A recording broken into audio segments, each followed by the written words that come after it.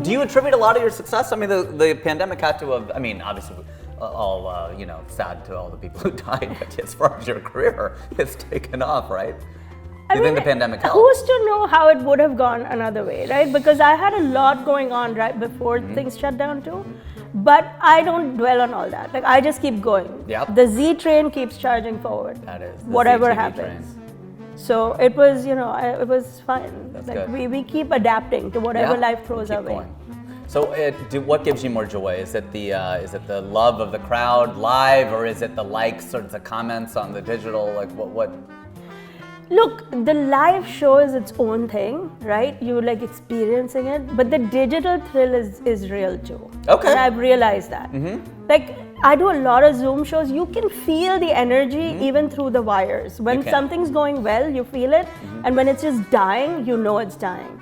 And now on TikTok, Instagram, like the reels and videos, you can feel the energy.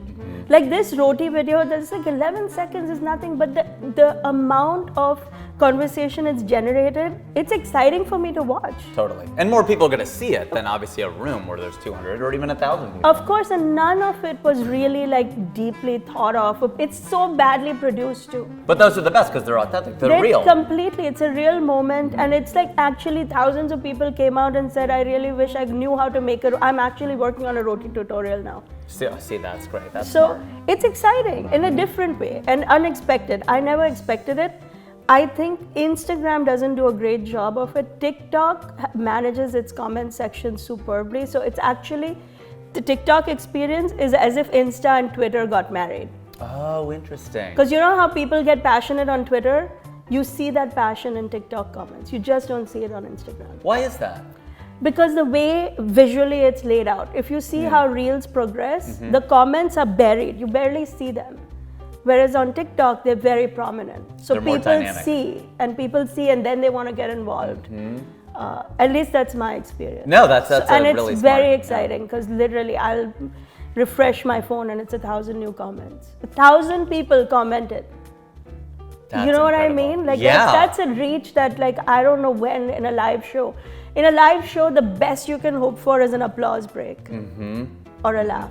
Yeah. Here, they're like giving you real-time feedback. Like that helps me develop the next version. Because a lot of that stuff then goes into my stand-up act. When I know that a vibe is resonating that hard, then I'll take it and write a joke around it because I know it's going to work. See, this is a good marriage then, Twitter and Instagram for the TikTok comments. Because what you're saying is funny, like you can perform live in a Zoom, and that's still live, you can feel it, and you get comments like you would online, but that marriage is actually crappy. Yeah. Because it's actually the worst of both worlds, because you're getting these crappy comments and the live experience. And the other thing what I noticed with performing on Zoom shows is you can never look them in the eye. Yeah. Right? You're looking into the camera, and then when you want to look down, you can see them, but you can never have that eye-to-eye connection. Like in a crowd, you can be like, this guy knows what I'm talking about, whatever, all this kind of stuff, where you can actually speak to the audience to get that kind of feedback. And you speak to the audience in your shows, right, live? Yeah, a little bit. Not a lot. I don't, because I have a lot of jokes. Yeah, it's like, don't give them that. They paid to see you. Yeah, I mean, it's a philosophy. There's some people who are masterful at crowd work. That's their thing. I love writing the jokes. That's my thing. So I try not to do too much crowd work. It's not my favorite thing to do. I'm very excited to try the next show. Sure. But I do, of course, you have to bring the audience in. Yeah, you want to be in the room. Yeah, of Sure. course. How long are your shows, or what's an ideal length of show for you live? I would say 45 minutes if I'm headlining, 45, and like one opener would be perfect. Opener like 10, 15 minutes? 10, 15 minutes. Yeah. Because I find that people's attention spans are... How long is it? It's...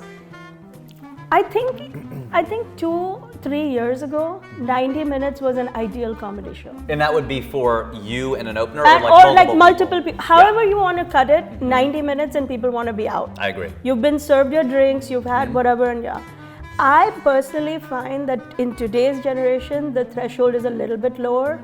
I think it's closer to 60, 70 minutes, to be really honest. Yeah, now, please be honest. From a club point of view, can you do that? I'm not sure, because there are all these other logistics involved. Yeah, they got to get the food served and the waiters, and they got to cut the staff. And exactly. There's a whole process. The comedian is practically incidental at a comedy club. Yeah, exactly. That's the way the money is actually made. The real money is the food and the envelope. Exactly.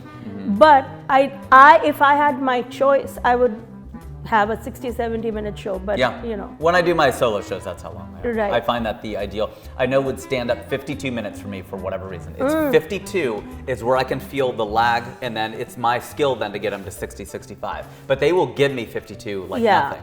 But then it's like, okay, for me to get to that, I have to earn that last 17 minutes. And it better be fire, because otherwise they're going to start checking. They're tired. And I've seen it happen with Seinfeld, Jim Gaffigan. Like after like 40, 45, they're starting to like, okay, we get it, you're really funny. We got it. You know, How much can they laugh? but like I haven't checked my Twitter and you know. I gotta leave another comment on Zarna's video. I gotta see if her mother-in-law is still alive. That's what I gotta figure out at this point.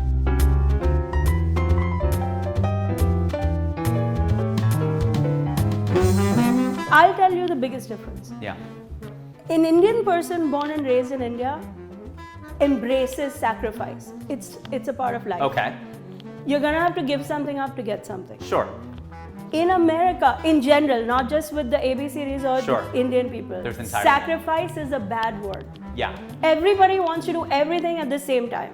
Why can't you eat and lose weight? Why can't you be a mother and work? Why can't you, sacrifice is offensive to America. It's an offensive concept. It's saying, no, you fight it. What do you And think when about... I say you, I mean culturally we in America fight it. Whereas in India, they're like, I have to leave her. No, she has to leave. I have to make my life. That's true, but what about the people who... I agree culturally, that's a very insightful observation, but what do you think about the people like my friends who have had to sacrifice short-term pain for long-term gain? They have like studied, they've worked hard, they've busted their asses, they did all that stuff. They did sacrifice their social life. They didn't go out to the club. They stayed. But then they complain about it. See, that's the thing. The Indians are like, okay, we sacrifice. See, I don't think my there is no other way to live. I don't think my like if you can, okay, you are friends with the Hassan Minhaj. Yeah. How much he whines in his comedy? We will not get into it, but like my mummy left me. No, let's get into it. She didn't leave him to go surfing in Hawaii. Right. She went to India. She had to finish her education. I try to imagine his mom surfing in Hawaii, but yeah, that would be. Well, you know what I mean? Like half of his homecoming, the homecoming special, is his parents did this, and I get it. He's exaggerating all of that. I get it, but it's somewhere in the root of his. Oh, I didn't know I had a sister. Okay, we forget. We do forget. The Indian auntie. I told you I forget myself how many kids I have. Like I'm alone. I have nothing. You're trying to keep him alive because in America, like you have to also.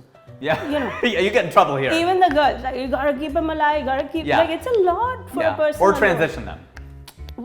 So it's an Indian person from India is not complaining about that. That's not to say they're not complaining. They're not complaining about that. What do they complain about? They complain about the kids. How much more do they want? We gave them everything. He has a room. I never had my own. But isn't that room. what a generational? Isn't every generation? That's the point. Like I want Naveen to, but I don't want my kid to have the best of everything. This is a big thing with me. They're like, oh, I want my kid to have the best. I'm like, no, not necessarily. No. Good enough's good enough. Like he can go to public school. So your good enough is based on the threshold that you grew up with. Yeah, I want it to be better than what I had. Think of what good enough was for us. So the threshold is here.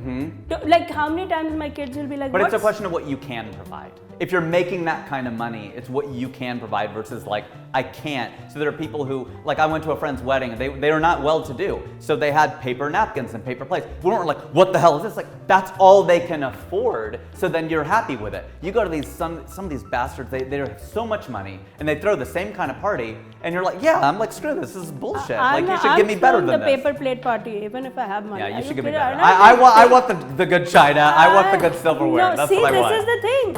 I'm like, I have the money, but I don't want to spend it. Now I'm spending it on your sorry ass to my kids. I'm like, what have you done? Nothing. Go sit down. But they're kids. They're not adults yet. Okay. Like whatever mistakes my kid makes, that's on me. Because I'm the adult. How much responsibility you bichara don't, when you have this kid grows up, you're going to be like, you know what, this is on tape. This is on tape. Yeah, this is going to be like, it's on you. Yeah. You watch. I'll come back for this show in 2 years. You're going to be like, you threw up on that woman in the airplane. Yeah. It's on you. It's on me. Well, it's literally on her. Yeah, it's on her. That we could agree. I love this. Zarna, you're incredible. I love the jokes, the sparring. It's incredible. I want to thank Zarna for appearing on What Do You Bring to the Table. She's modeling the. Don't do that yet. They haven't paid for sponsorship. Yes. So yeah, that we could agree. I have won. Let's agree on that. I won. Well, I never admit a loss. Okay, even if I really pull this contract. We're not letting this air. It doesn't work like that. Zarna, where can they find you? They already know, but where can they find you? At Zarna Garg on TikTok, Instagram, Facebook, Twitter, YouTube. Did I mention at Zarna Garg? Thanks everybody for joining us on this episode of What Do You Bring to the Table? I've been your host Rajiv, and I still am.